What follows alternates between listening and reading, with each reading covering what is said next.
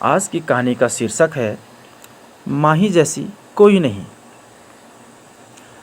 रूपाली एक अमीर घराने की लड़की थी। घर में रुपये पैसे की कोई कमी नहीं थी। जब जो कपड़ा पसंद आता वह पहन लेती और जब जो जी आता वह खाना मंगा लेती। माँ बाप बहुत परेशान थे उसके इस रूखे स्वभाव से। उसे अपने पिता की दौलत पर बहुत घमंड था। वह दूसरों को नीचा दिखाने की कोई भी मौका नहीं छोड़ती थी।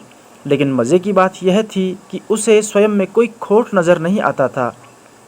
किसी ने गलती से भी उसमें कोई कमी बताई तो वो उसे अपना सबसे बड़ा दुश्मन मानती। कॉलेज में एक लड़की माही ने उसी की क्लास बीए सेकेंड ईयर में प्रवेश लिया। वह पढ़ने में काफ़ी होशियार थी, लेकिन वह घर से काफ़ी गरीब थी। उसकी हैंड राइटिंग इतनी सुंदर थी मानो मोती रखे गए हों। एक दिन प्रोफेसर साहब ने क्लास में माही की बहुत प्रशंसा की और सबको कहा कि ऐसा सुंदर लेख बनाने की कोशिश करें। खासकर उन्होंने रूपाली से कहा कि तुम्हारा लेख सही नहीं है, माही से कुछ टिप्स ले लो। बस फिर क्या चाहिए था रूपाली को। और उसने अंदर ही अंदर वह उसे जलने लगी, जबकि माही को इस विषय में कुछ पता ही नहीं था। आज जब सब लोग क्लास से वापस घर जा रहे थे तो रूपाली ने माही से हेलो कहा और साथ साथ चलने लगी। बातचीत का सिलसिला आगे बढ़ा तो रूपाली को यह समझ आ गया कि माही के घर की आर्थिक स्थिति सही नहीं है। अब वह मन ही मन कुटिलता से मुस्कुराई। वह समझ गई थी कि इससे कैसे बदला लिया जाए और कैसे इसे नीचा दिखाया जाए।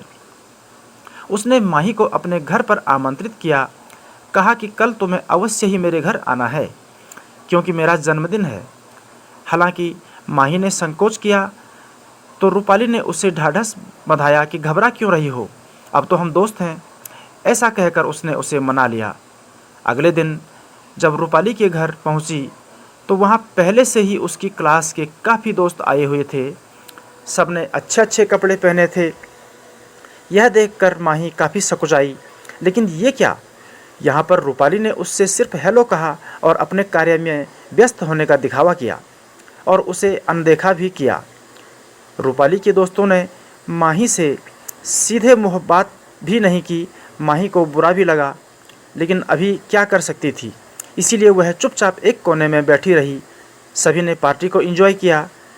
सभी ने अपने महंगे गिफ्ट वहाँ पर रखे। तब रूपाली ने माही से कहा कि माही तुम मेरे लिए क्या लाई हो। माही बेचारी क्या ला सकती थी भला।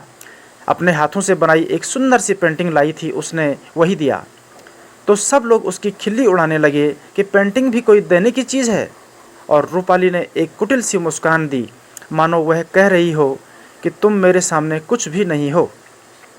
अब तक माही समझ चुकी थी कि उसे यहाँ क्यों बुलाया गया है। वह जल्द से जल्द अब घर जाना चाहती थी।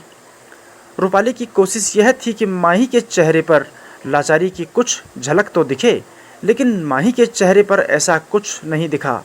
और दिखता भी क्यों, वह तो बहुत प्रेम और विश्वास से यहाँ आई थी।